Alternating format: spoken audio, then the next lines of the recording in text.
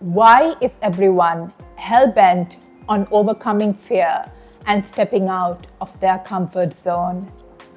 Is it because we've been told that it is the way to grow? Can't we be content and let growth unfold?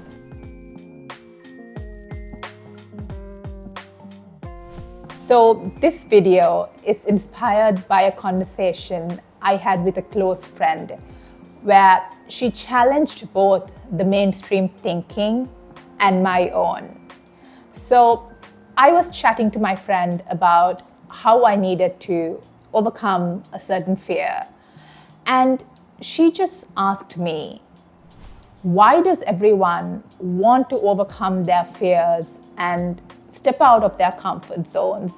I mean, it can be a good thing, but is everyone doing it because they assume grass is greener on the other side of growth, and because of all the propaganda that's been telling us that it is the only way to grow? Now, this really made me take a step back, because I'm all about identifying your fears and stepping out of your comfort zone and overcoming those fears.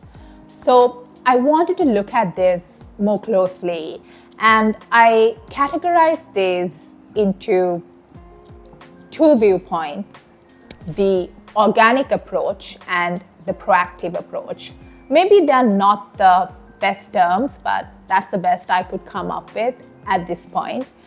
And the organic approach to growth is where you let growth unfold naturally when you're ready, and you make peace with yourself and the circumstances until you get there. The proactive approach to growth is where you identify your fears, your limiting beliefs, or what makes you uncomfortable, and you take proactive steps to overcome them. So first, let's take a practical example on how this will work in real life. Let's assume that you're terrified of public speaking. So how would the organic approach work? You would join a Toastmasters club or some group that people get together to work on public speaking, and you just participate in a couple of meetings. You might observe passively, watch others do their thing, until one day you feel like you're ready and you step up and talk. So in the organic approach, you let growth come from a place of internal readiness, and you don't necessarily push yourself to get there. Now, if you apply the proactive approach to this, you first start by identifying that fear. You have this fear of public speaking. So you take that step to join that Toastmasters club. And as you observe, you actively prepare to overcome that fear, and you get up and deliver that speech or talk. So in the proactive approach, growth comes from a place of identifying a fear or limiting belief and taking proactive steps to overcome that. Now, the more I think about it, I can see the pros and cons of both these different types of growth. And when you take the organic approach to growth, there's going to be a lot more acceptance of where you're at and the situation and circumstances around you, and that's bound to give you a lot more peace. There's also going to be stability, because you're not making any sudden changes or taking any impulsive decisions. And growth is also going to be more gentler and less abrasive compared to the proactive approach, because you only take that step when you truly feel comfortable and ready. And also, there could be more contentment because there's less pressure to constantly improve or fix yourself. But the cons of organic growth are, well, there's quite a few in both. And in terms of organic growth, you might use that as a justification for avoidance.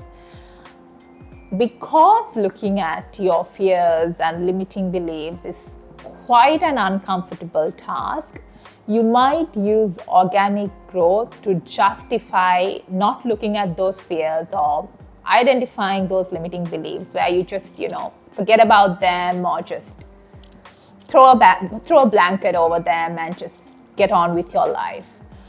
It can also be a way of rationalizing stagnation, where you say, no, I'm comfortable with where I'm at, and you don't necessarily take any steps to move forward. And that might not necessarily make you happy in the long run. Because growth is slower in the organic approach, you might hit a plateau or even miss certain opportunities, because when you're ready, those opportunities may not be around. Of course, I believe that you can't ever truly miss what is meant for you, but you need to accept that maybe the set of opportunities that come your way will be different to what may have been available at a certain point in time. Something that you need to watch out for in the organic growth approach is getting comfortable in uncomfortable situations, because you can tend to get comfortable in unhealthy habits, unhealthy relationship dynamics, or work situations because you don't want to upset the apple cart just yet. So instead, you might make yourself very comfortable in uncomfortable situations. Now, let's take the proactive approach, where you're identifying your limiting beliefs, identifying your fears, and taking steps to overcome that. So the beauty of the proactive approach is that it can be truly transformative, because you consciously identify your fears and limiting beliefs, and when you overcome that, there's this feeling of, oh, I did that, and I didn't know that I was capable of that.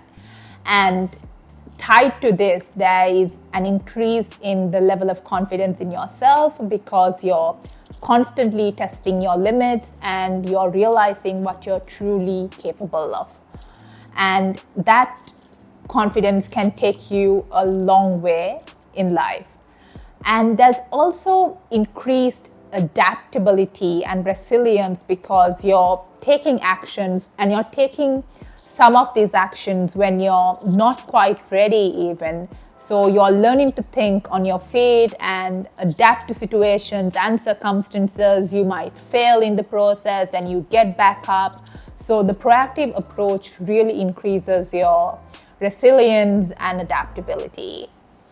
It can also be a faster approach compared to organic growth, because you are taking action a lot more faster instead of letting growth happen when it happens. When I looked at it more closely, I realized that proactive growth comes with its own set of disadvantages. It can lead to burnout if you're constantly doing instead of taking the time to pause, reflect. So if you don't pace yourself, burnout is guaranteed. It can also lead to fragmented growth, because you're constantly taking action, sometimes before you're truly ready. The growth that comes from it might not be holistic or cohesive as it might have been in organic growth. So because of that, you might have to come back and repeat certain lessons. Your sense of worth might also be tied to constant performance, and you need to always be doing, proving yourself, or performing to feel valued and worthy, and that's not a good thing. And it could definitely lead to grass is greener syndrome, where you believe that you'll have more peace, more success, more happiness if you just unlock that next level of growth. So now that I've really thought about both organic growth and proactive growth, I actually feel like it's just two sides of the same coin. I can definitely see the advantages and disadvantages of both, but here's an important lesson that I want to digress to. See, at the start, these two views, mine and my friends, seemed diametrically opposite. But if you learn to hold space for both without having too much attachment to either or taking it personally, you realize that you can almost always find consensus.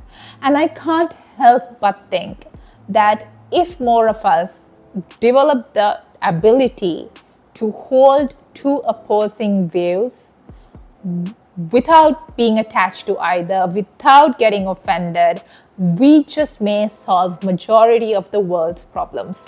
So, which approach should you choose? Should you go with organic growth or should you go with proactive growth? Well, both approaches work. There will be a season in your life for organic growth. There will be a season in your life for proactive growth. There might be a season where you just hibernate and see no visible growth. And there might even be a season where you feel like you're just moving backwards. The most important lesson I've learned in life, probably the hard way, is that growth is not linear, it's a spiral. And doing this video, I feel like it's not just spiral, but growth is also seasonal. And what's truly important is not whether you use a proactive approach or an organic approach, but that it is a conscious approach where growth comes with a deep sense of self-awareness, authenticity, and alignment. And if you've ever experienced this or thought about this, I would love to hear your thoughts and views in the comment section. I hope this helps.